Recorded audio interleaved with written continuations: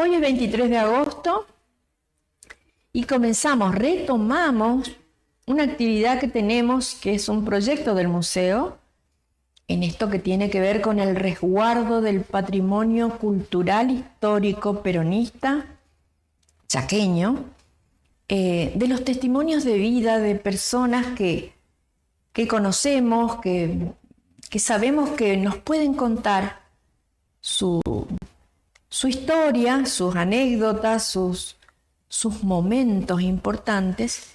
Y esos momentos importantes son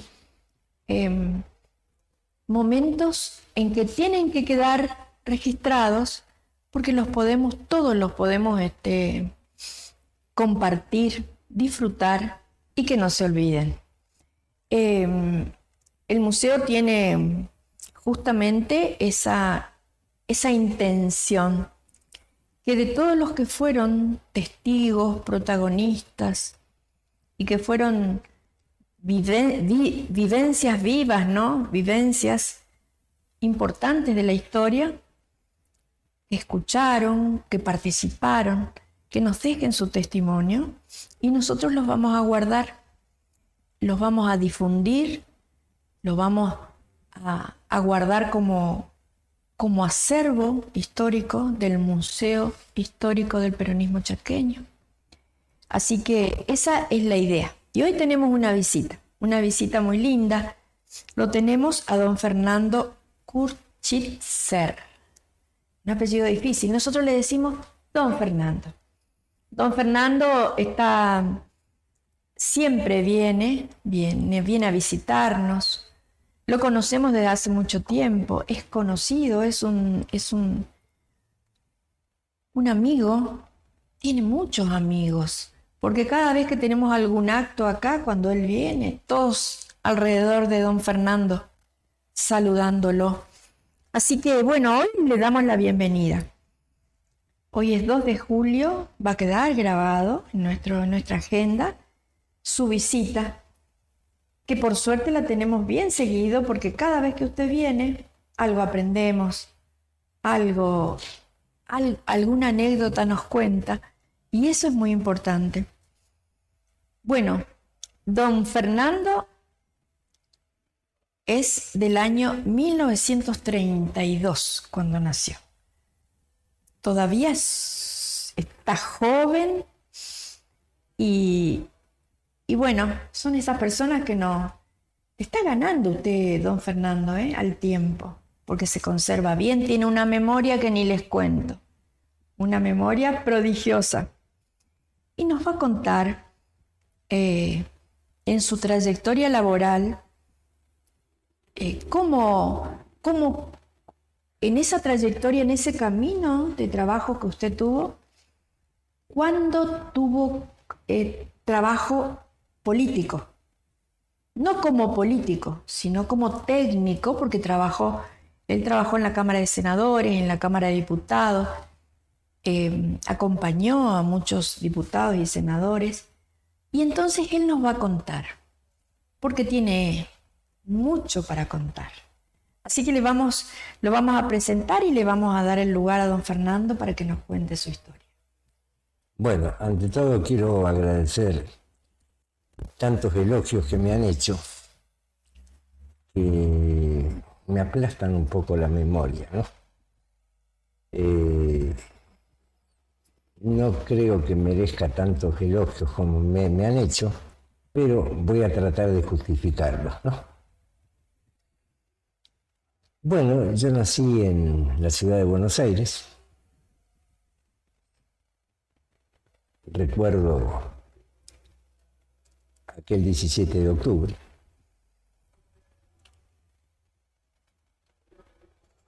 Hoy veo que el 17 de octubre es el día que sigue al 16. En aquel entonces era una cosa distinta. Yo quiero hacer una breve referencia a ese tiempo. La República Argentina prácticamente se construyó sobre la base del Partido Conservador, que fue el partido que siempre ocupó los cargos de gobierno. Quizás en aquel entonces no había tanta vocación, o quizás ese grupo que tomó el gobierno en aquel entonces era lo suficientemente fuerte como para mantenerse. Bueno, fue pasando el tiempo y los hijos de los conservadores escuchaban en sus casas conversaciones que les caían muy mal. Y fíjense la reacción de los hijos de los conservadores que salieron haciendo la Unión Cívica. Leandro Alem creo que es el líder de la Unión Cívica. Su sobrino, Hipólito Yrigoyen, y desencadenaron lo que en aquel entonces fue una guerra en la Plaza Lavalle de la ciudad de Buenos Aires, que frente a los tribunales actualmente. Y ahí cambia la historia del país. Se hacen elecciones, Hipólito Yrigoyen presidente de la Nación, pero era una presidencia muy condicionada, porque todas las provincias seguían con el antiguo régimen.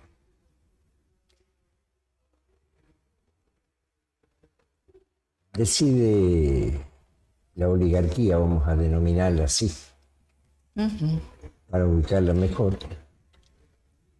cambiar de forma de gobierno, y llega el general Uriburu a la presidencia de la Nación por un golpe militar.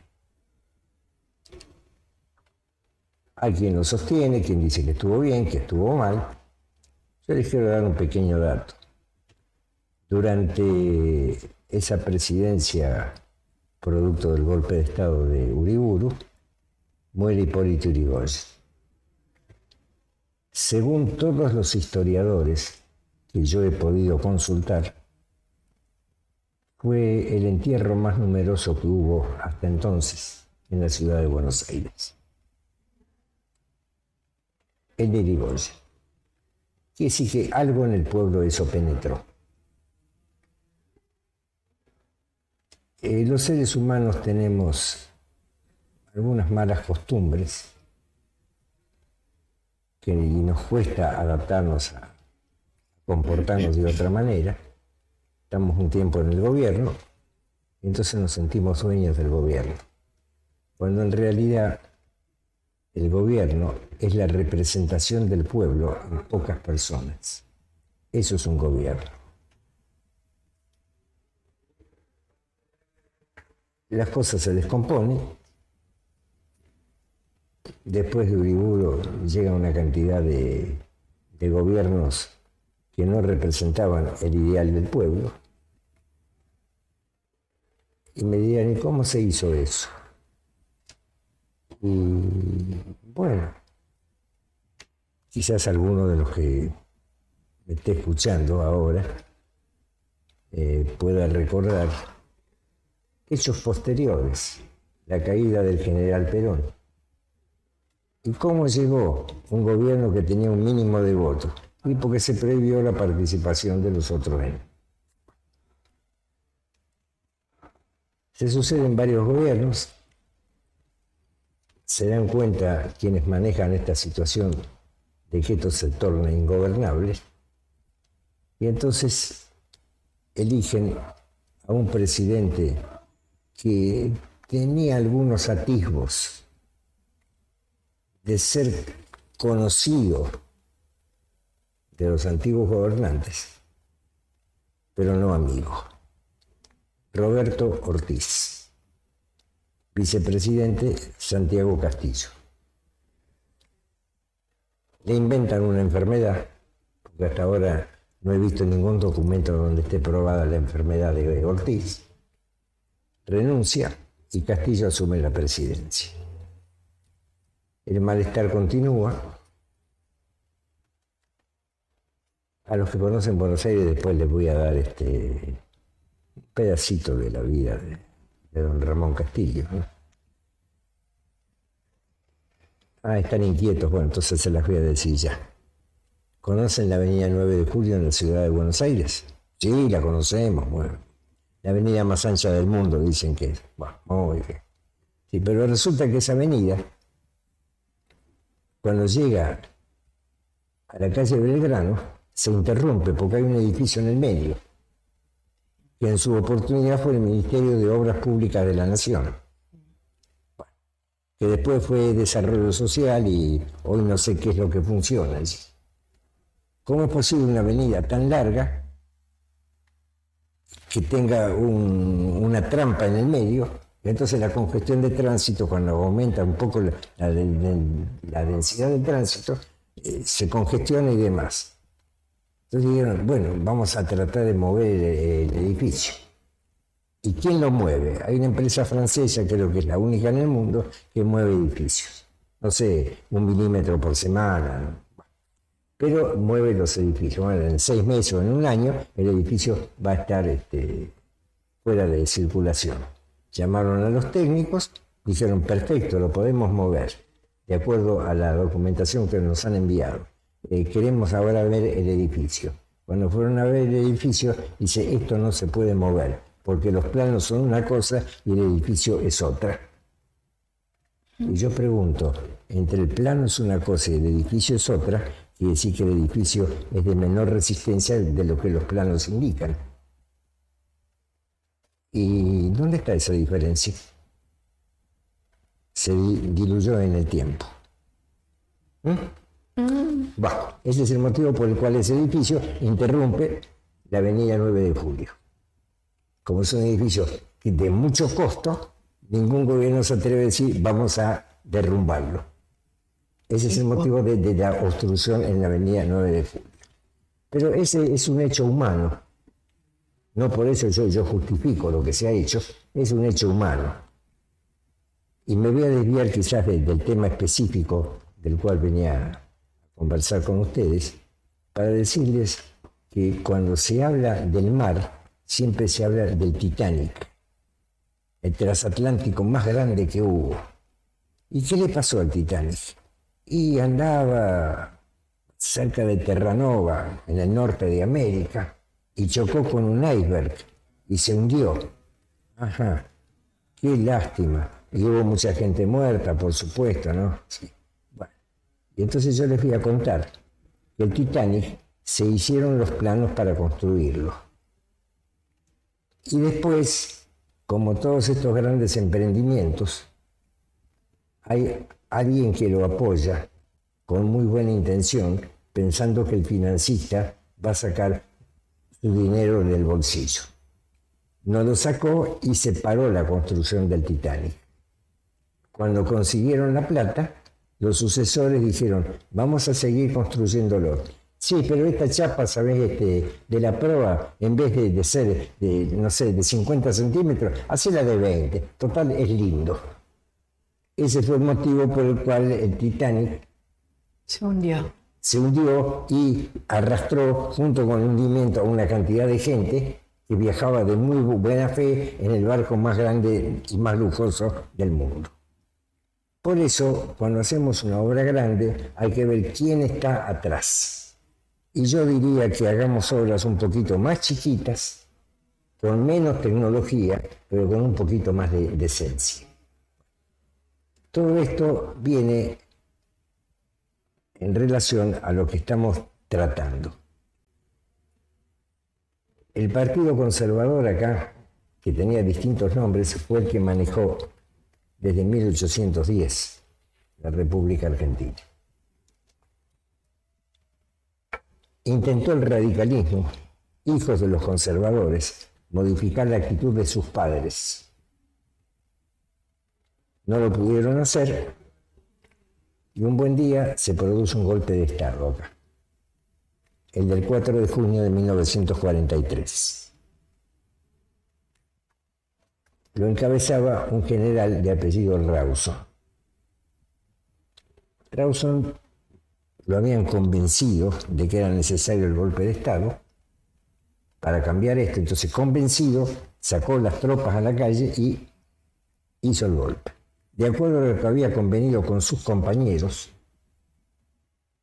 entrega el mando a las 24 horas. Se olvidó de ir a inscribirse en la caja de jubilaciones, o no sé cómo se llama. Es el único expresidente que nunca cobró el retiro de haber sido presidente. Porque hay una cantidad de cargos y aunque uno le ocupe un minuto es suficiente para cobrar el retiro. Es el único expresidente argentino que nunca cobró el retiro porque no tuvo tiempo de ir a inscribirse. A documentarlo. Exactamente. El general Rawson lo sucede el general Ramírez, que era un revolucionario, no les voy a negar, pero era el ministro de guerra del gobierno derrocado. Quiere decir que ese fue un movimiento en donde dijeron, vamos a salir a la calle y salimos, y se dieron cuenta que no podían salir en el estado en que salieron, pero igual vencieron. Entonces, al ex ministro de guerra lo hacen presidente de la nación, que en la jerga política lo llamaban el presidente de los decretos. Todas las noches Radio Nacional, en un informativo, decía, estos son los decretos del día de la fecha. Y era una cantidad pero interminable de decretos que sacaba todos los días. Bueno, al general Ramírez lo reemplaza el general Edelmiro Farril, que es el que llama a elecciones, y ahí es cuando gana Juan Domingo Perón las elecciones. Juan Domingo Perón andaba en conversaciones con una señorita, María Eva Duarte se llamaba, y le dan la Secretaría de Trabajo y Previsión.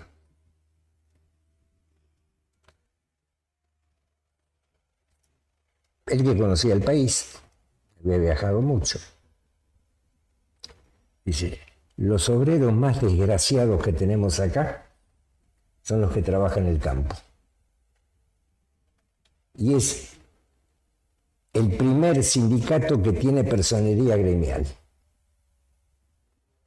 el de la gente de campo, que lo tenemos aquí a poquitas cuadras, al lado de la terminal de ómnibus, ¿no? Ahí tenemos el sindicato ese. Bueno, comienza con otras medidas y cuando habla de que cierto día debía de ser un feriado, creo, la parte patronal no aguanta eso, hay que meterlo preso, sáquenlo de ahí, y lo mandan a Martín García. Todavía en aquel entonces, Perón no estaba tan consustanciado con los civiles. Era un militar puro.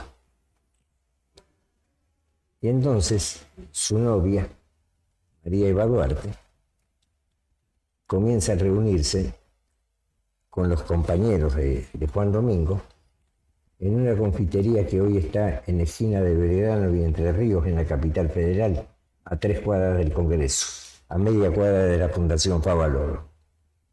Hay una confitería con una chapita muy chiquitita en la puerta que dice quién se reunía allí.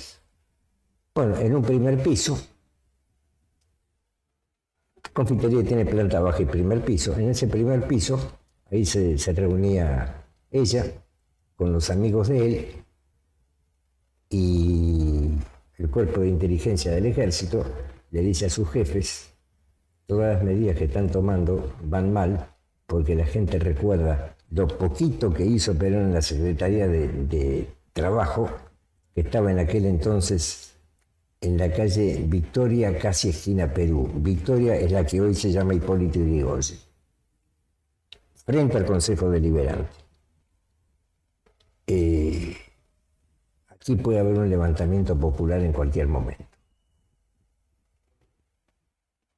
Bueno, deciden traerlo al hospital militar como enfermo, el que no tenía absolutamente nada, para tenerlo cerca de Plaza Mayo, que era el único que decían que podía frenar al pueblo hablándole. Lo traen, lo tienen sentado en una cama, porque el enfermo no tenía nada. El 16 y el 17 de octubre se producen unas presiones, vamos a decir presiones o pedidos, ¿no?, de la CGT al gobierno. La CGT amenaza con que va a hacer un paro. Están más o menos en mitad y mitad. Creo que eran 20 los miembros de la CGT y 12 estaban por el paro y 8 que no. Se hace un acta, el asunto no aguanta más y el 17 de octubre a la mañana empiezan a venir chicos descalzos. ¿Qué es lo que pasa en todo país que empieza a entrar en la miseria? Mal comidos, mal vestidos, caminando por las calles de la ciudad yendo a Plaza Mayo a rescatar a su líder. Acostumbrado como estaba la gente a ese sistema tan estricto que mantenía ese gobierno conservador nacido con el Uriburu, cerraban las puertas. Recuerdo que algunos ponían macetas detrás de las puertas, porque estos bárbaros salvajes, mirá cómo están caminando por la calle, golpeando y demás. ¿Qué golpeaban? Una lata de dulce de membrillo vacía con un palito. No hubo ninguna propiedad dañada, no hubo ninguna persona atacada, no hubo ninguna persona insultada. Iban todos a Plaza Mayo. Bueno, hoy se conservan muchas fotografías de Plaza de Mayo. Deciden traerlo a Perón porque dicen que el asunto le reventaba. Ese era el concepto que había. Y lo demás ya es historia muy conocida, lo que sigue. Eva Perón, desde el primer momento, y Juan Domingo Perón eran una unidad donde cada uno cumplía una función distinta. Eva Perón nunca tuvo un sueldo estatal, siempre se manejó en forma privada. Se hablan de presiones, pero nadie dice Eva Perón presionó a fulano de tal. Son presiones, pero no se sabe quién presionó, cómo presionó, ¿no? ¿O a qué se le llamó presión? Claro. A lo mejor no era eso, justamente. No hubo nada de eso. Es decir, son fantasmas. Eva Perón. ¿Usted la conoció a ella así? ¿Pudo estar cerca? No, la vi muchas veces, pero no tuve ese contacto que usted me dice. Con Eva Perón se presenta una situación muy particular. Ella decía que era la última ciudadana y que tenía que servir a todos los demás. Ella tendía, ya normalizado todo, electo Perón en las elecciones y demás, ella tendía en lo que hoy es el Consejo Deliberante de la Ciudad de Buenos Aires, la última puerta, la que da casi sobre Diagonal Sur. Y una noche salió porque tenía una mala costumbre, vamos a llamarle. Digo mala costumbre comparado con lo que pasó tiempo después, ¿no? Cuando alguien la iba a ver, no tenía que pedir audiencia. Tenía que esperar que salga el que estaba adentro para que entre él. Entonces, había mucha gente, hacían la cola y iban entrando. A nadie le preguntaban para qué venía, ni cómo se llamaba, ni quién lo mandaba. Ella atendía personalmente a todos. Ese es el motivo por el cual se decía que Eva Perón venía a altas horas de la noche a su casa.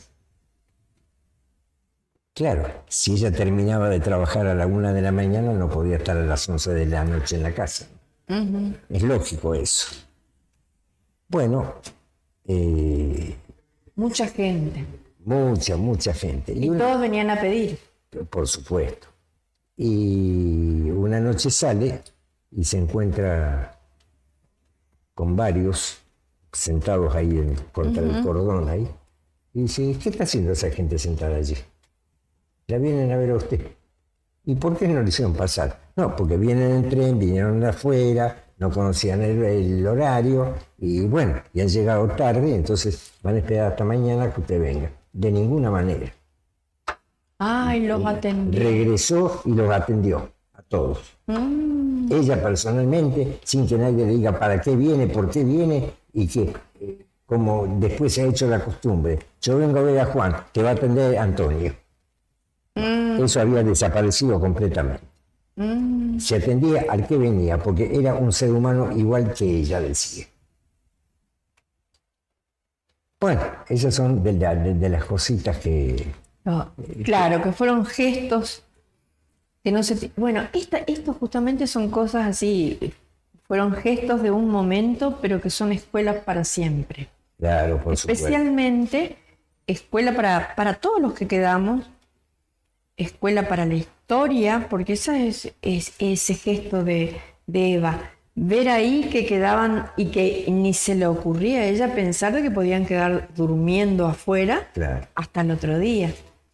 Bueno, esas son cosas que verdaderamente marcan, ¿no? El valor de las personas. Ella tenía una costumbre, ella y el general también, ¿no? Venía gente del interior, el clima no favorecía mucho las actividades del campo, por eso emigró mucha gente hacia la ciudad. Le pedían un trabajo. Sabían que esa gente venía prácticamente descalza y desnuda. Había un local que estaba en Cochabamba y Entre Ríos, 10 o 12 cuadras del Congreso, que tenía, no sé qué había sido anteriormente eso, ¿no? Una cantidad de habitaciones. Bueno, usted va y se aloja en una habitación que hay allá, que eso es del Estado. Le daban 4 comidas por día, tenía baño caliente, tenía toallas, le daban ropa, y durante este mes que usted va a estar allí, se busca un empleo. Venía el señor y decía, conseguí el empleo, póngase a trabajar, cobre el primer sueldo, deje este lugar libre, alquílese algo y esto es para otro. Esa era la ayuda del... Es decir, era la ayuda para el que lo necesitaba. Claro. Y discúlpeme el término, no para el vivo.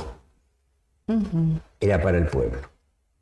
Para gente del interior, gente... Exactamente. Que ya tenía esa, ya venía, buscaba, necesitaba. Sí. Claro. Nunca dejó a uno en la calle ni dejó a uno con hambre. Pero una vez que comiste, tenés que saber que tenés que cumplir con quien te ha dado ese apoyo. Claro, y dar lugar. ¿Y quién te ha dado ese apoyo? Usted, señora, no, el pueblo te lo ha dado. Yo te lo entregué, pero el pueblo es el que te ha dado esto. Esa era la gran diferencia que tenía. Y entonces eso, por supuesto, que prendió muy, muy íntimamente, muy hondo. Y bueno, lamentablemente la toma una enfermedad. Y que nos duró muy poco tiempo, viva. Y se fue 6 meses más o menos, ¿no? Ella tuvo una descompostura en el mes de enero en el sindicato de taxis de la ciudad de Buenos Aires. Y hizo comprometer a todos los que estaban a su lado que nadie iba a decir nada, porque entonces dice, el general se va a enojar y no me va a dejar salir a trabajar. Así que sabiéndose enferma, sabiéndose con ese problema grave que tenía, nunca dejó de hacer la obra que había prometido. De cumplir con su compromiso. Exactamente. Que para ella era un compromiso del alma, no era un compromiso político. Era su amor al pueblo, es lo humanístico de Eva, ¿no? Exactamente. Que por más que quisieron borrarlo, eso no va indeleble, marca para siempre. Llegaba al corazón. Exactamente. Y, por ejemplo, ¿hubo algún momento en que usted lo conoció al general? Sí, le voy a contar. Él era presidente todavía. Y un día yo tengo que ir a la ciudad de Avellaneda, de la provincia de Buenos Aires. Avellaneda es el limítrofe con el Riachuelo, ella que vive provincia de Capital. No recuerdo para qué tenía que ir por ahí yo, y veo la avenida Mitre, que es la avenida que va hacia la ciudad de La Plata, digamos, ¿no? Hacia el sur. Había policía, había gente en la calle. ¿Y esto qué es? Pregunto. Y me dice alguien, está por venir el presidente. Ah, qué bien. ¿Y cuándo viene? Y me dicen a tal hora, no recuerdo, las 10 de la mañana. Serían las 10 menos 10, ¿no? Y Perón tenía, permítanme esto, una mala costumbre. Cuando decía las 10, un minuto antes estaba presente. Ah, No hacía esperar a nadie. Tenía una hora y esa hora se cumplía. Ah, entonces enseguida viene. Sí. Bueno, me quedé para ver la llegada del presidente. Llegó en ese coche que tenía la presidencia, que era un Cadillac muy grande, ¿no? ¿negro era? Negro, sí, coche negro, bueno, coche muy grande, ¿no? Y por supuesto, la gente lo reconoció enseguida. Bueno. Con medio cuerpo afuera prácticamente, dándole la mano a toda la gente, porque eran, creo, que 3 o 4 cuadras de Puente Pueyrredón, donde se inauguraba un colegio, que él iba a ese acto, ¿no? Está el colegio aún, ¿no? Hecho de tejas, una cosa hermosa ese edificio. Sobre la mano izquierda yendo hacia La Plata. Saludando a todos, muy alegre. Y pasa él, y me quedé pensando un momentito. La avenida Mitre creo que tiene de 3 manos de cada lado, hacia la izquierda y hacia la derecha, ¿no? Y veo que se había ocupado media avenida Mitre para que pase el presidente y la otra media seguía circulando el tránsito.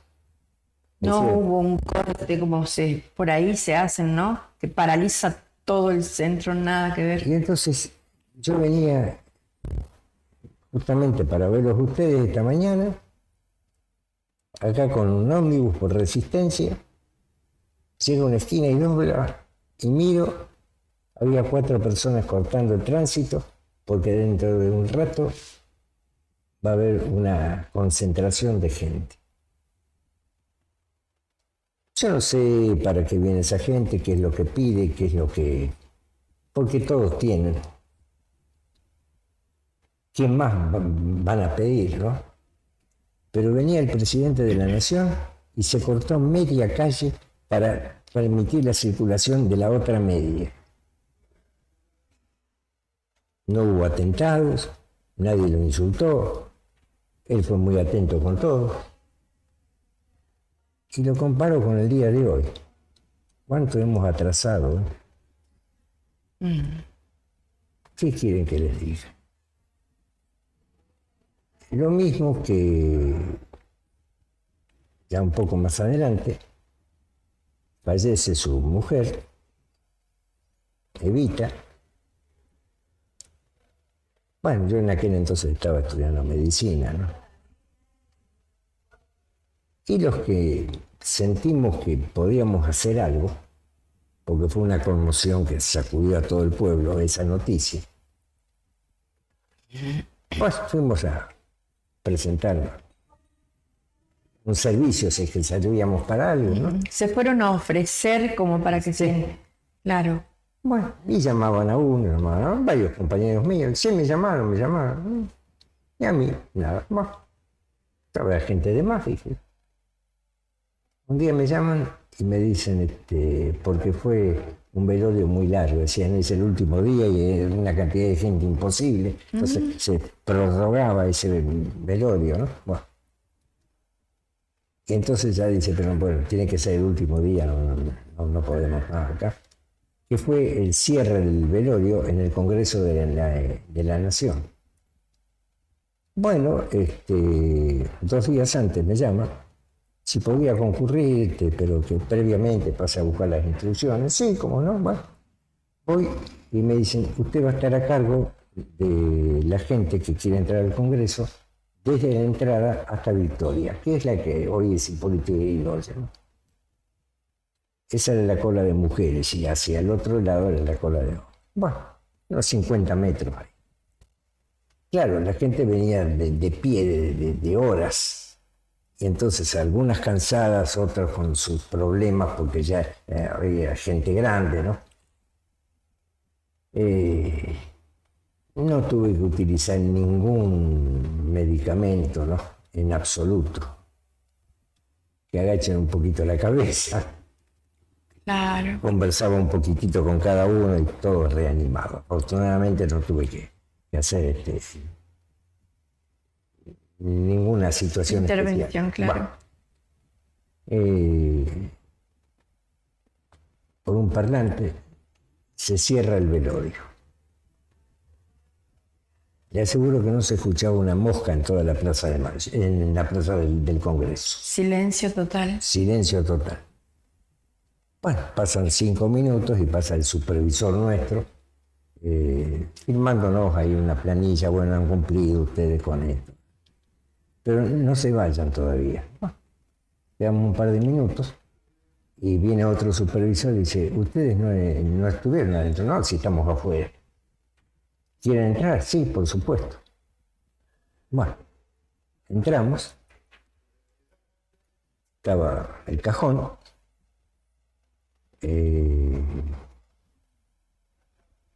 y en la cabecera del cajón, el viudo de María Eva Duarte, el general Perón, vestido de civil, me acuerdo en su brazo izquierdo, ¿no? El crespón que se utilizaba se ponía así. En aquel entonces. La cinta negra esa. Sí, una cinta negra. Bueno, es el marido de la difunta, por supuesto. Íbamos a saludarlo. Y él, a uno por uno, nos agradeció el esfuerzo que habíamos hecho prestando este servicio. Qué gesto, ¿no? De grandeza. Ese tema de que reconocer todo. Nos dio la mano a cada uno. Muchas gracias por su colaboración. Que ya con el certificado o la constancia de asistencia ya estaba como cumplido.